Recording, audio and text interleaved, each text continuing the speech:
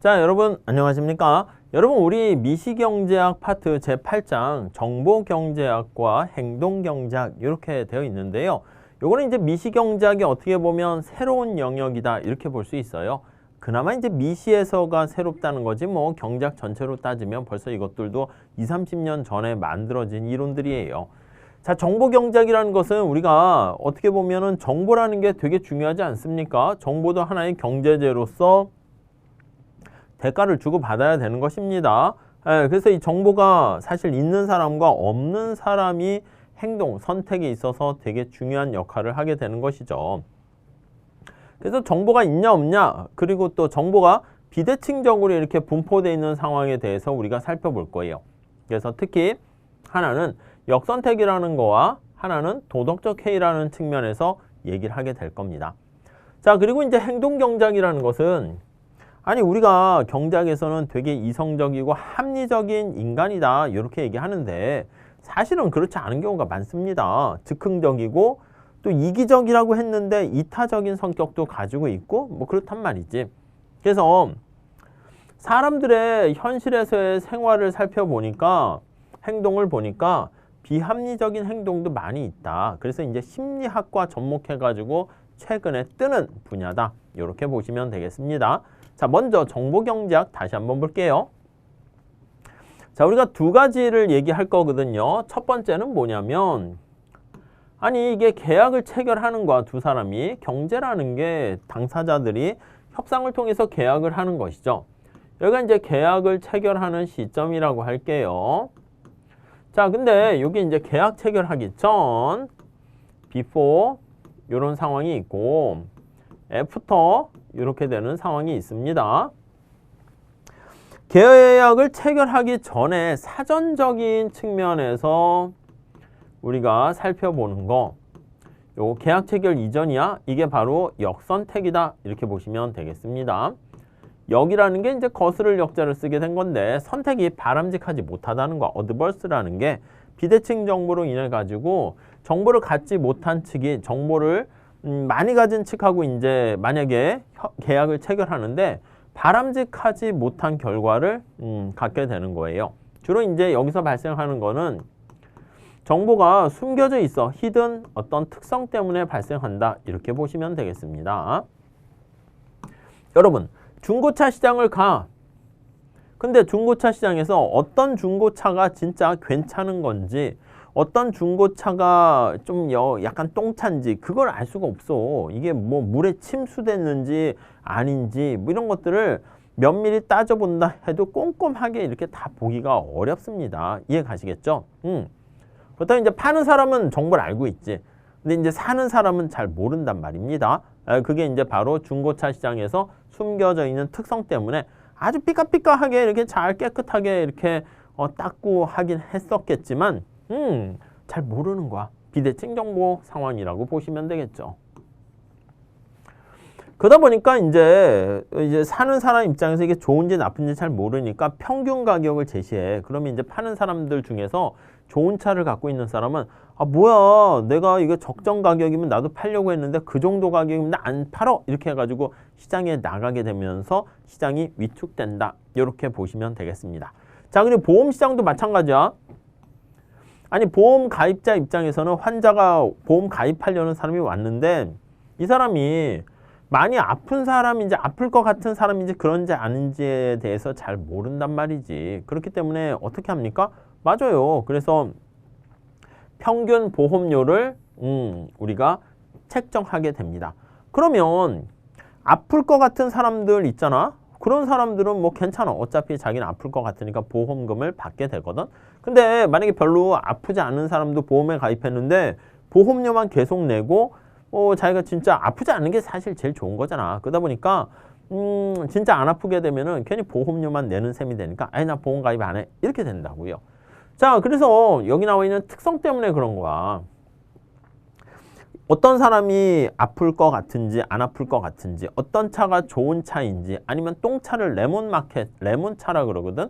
근데 이 레몬차에 해당하는 것인지 그런 거에 대해서 잘 모른단 말이야. 먹어보지 않으면 시다는 걸 알 수가 없는 겉으로 봤을 땐 단지, 신지 모르는 그런 특성 때문에 발생하는 게 역선택이 되고요. 자, 이랬을 때는 이거 어떻게 해결합니까? 하면요. 우리 흔히 많이 하잖아. 사전에, 사전적이라고 그랬어. 그러니까 사전에 신체 검사를 요구합니다.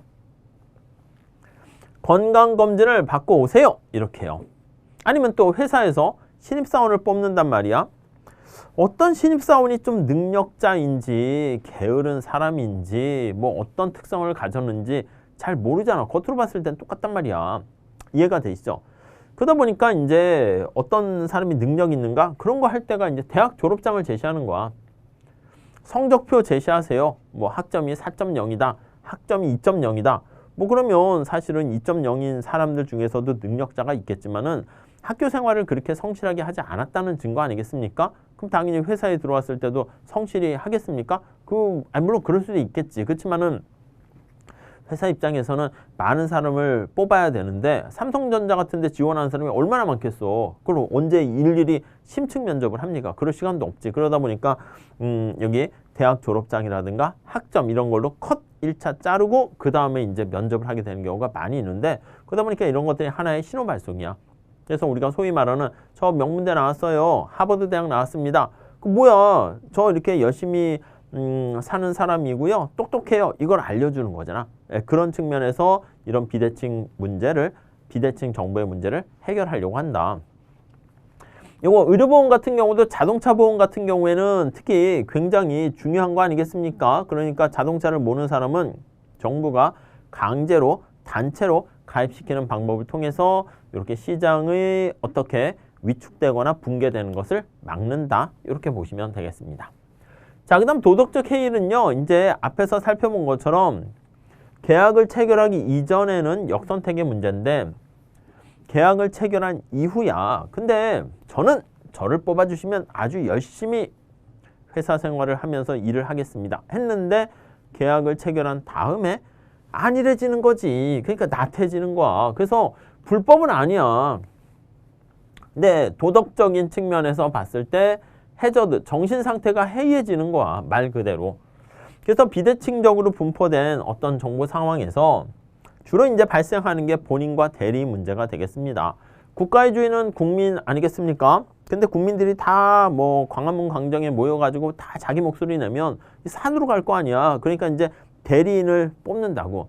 우리 국민들의, 우리 지역구의 주민들의 의견을 대표하는 사람. 그 대리인 아니겠습니까? 국회의원 아니겠어요? 뽑아가지고 국회의원화 시키는 거지. 본인이 이제 국민이야, 국민. 대리인이 이제 정치가야, 정치가. 정치인을 뽑아가지고 야, 국민을 위해서 여러 가지 법과 제도를 좀 만드는데 좀 신경을 써라 했는데 아니 이 정치가들이 국민을 위한다 맨날 선거 때만 이제 국민을 위한다 하지만 맨날 싸움만 하고 그냥 자기는 이득을 위해서 막 한단 말이야. 이게 뭐야? 주인이 국민이 원하는 바대로 하지 않는 바람직하지 않은 행동입니다. 예, 나태한 행동, 그런 행동하는 게 바로 도덕적 해이다. 이렇게 보시면 되겠습니다. 자, 이거는 숨겨져 있는 행동 때문에 발생하는 거와 앞에는 숨겨져 있는 특성 때문에 발생하는 것이고 국민과 정치인 이런 것들. 그다음 이제 정치인이 잠시 정신 차릴 때가 있습니다. 언제 차립니까? 선거 때가 되면 정신 차리지. 선거 때가 되면 국가의 주인은 국민이구나 해가지고 막 뭐 굽신굽신거리고 뭐 선거 때만 되면 뭐 나타나가지고 뭐 저를 뽑아주세요. 막 악수하고 막 뭐 슈퍼 갈 때 만났는데 갔다 오는데도 저를 기억하겠습니까? 그러니까 또 뭐 저를 뽑아주세요 하고 막 그래요. 그다음 이제 선거 끝나면 국가의 주인은 나야 나. 뭐 이렇게 아무튼 뭐 그렇습니다. 마음에 안 들죠. 그러니까 이게 뭐 아니면 회사도 마찬가지야. 주주와 경영자 이런 사람도 본인과 대리인, 주인과 대리인. 그러니까 대리기사 생각하시면 돼. 아니 차 주인이 술을 마셨어. 음주운전이야. 운전을 할 수 없어. 대리기사를 부르는 거 아니겠습니까? 그럼 주인이 가자는 곳, 주인의 집 이쪽으로 차 주인의 그 원하는 곳으로 가야지. 대리기사가 운전대는 내가 잡았네 해가지고 가고 싶은 대로 막 가버리게 되면 그게 뭐야? 잘못된 것이죠. 이런 것들이 바로 본인과 대리 문제이고요. 바로 그게 도덕적 해이다. 해결하는 방법은 보험사도 마찬가지야. 보험에 가입한 다음에 보험에 가입 후 어떻게 됩니까? 예, 나태해지는 거야. 그래서 보험에 가입 후, 예, 그냥 대충 이렇게 조심을 안 해. 게을러. 주의 의무를 꼼꼼히 안 합니다. 주의 의무를 예, 잘 안 하는 거야. 자, 그러다 보니까 어떻게 하냐 하면은 이제 보험회사 입장에서는 공동보험, 공동보험이라 해주세요. 공동이 더 나을 것 같아요. 공동으로 보험에 가입하라고 하는 거야. 그래가지고 손실의 일부만 보상해 주는 거야. 일부만. 무슨 말씀인지 아시겠습니까? 아니 완전하게 다 보상을 해줬더니 그냥 뭐 사고 나면 보험사가 해주겠지 이렇게 되는 거야. 그러니까 안 됩니다. 당신도 보험에 가입하신 분도 일정 부분 부담하세요. 그럼 이제 나도 손해보니까 조심조심 하게 될 것이고, 그 다음 초기 공제 제도를 도입합니다. 이건 뭐냐면 손실액 중에서 처음에 얼마까지는 네가 부담해 이렇게 하는 거야. 한 50만 원까지는 그냥 네가 부담하고, 커다란 사건 있지 않겠습니까? 커다란 사고 이런 거에 그걸 초과하는 부분에 대해서만 보험사가 보험을 이제 보험금을 지급해 준다 이렇게 하는 거야. 그럼 내가 괜히 이 보험금 받으려고 막 팔다리 부러뜨리고 막 이럴 수 없는 거잖아. 이해 가시겠습니까? 자, 이러한 도덕적 해이랑 역선택이 무엇인가 이쪽 파트에서는 시험 문제가 그렇게 어렵게 나오지 않습니다. 그러니까 이런 스토리를 잘 이해하시고, 역선택이라는 것은 숨겨져 있는 특성 때문에 발생하는 것이고, 도덕적 해이라는 것은 숨겨져 있는 행동 때문에 발생한다라는 거에 잘 포커스 맞춰서 보시면 되겠고, 해결하는 방안 있잖아요. 앞에서 얘기한 것처럼 자격증 있으면 제시하세요. 사전에 신체 검사 받아오세요. 이런 것들이 역선택을 해결하는 방법이고, 그리고 도덕적 해이 같은 경우에는 이 두 가지만 잘 보시면 되겠습니다. 무조건 전액 다 완전하게 보상을 해주는 게 아니라 일정 부분만 보상하게 되면 보험 가입한 사람도 일정 부분 부담하게 되니까 조심하게 된다. 이렇게 보시면 되겠어요.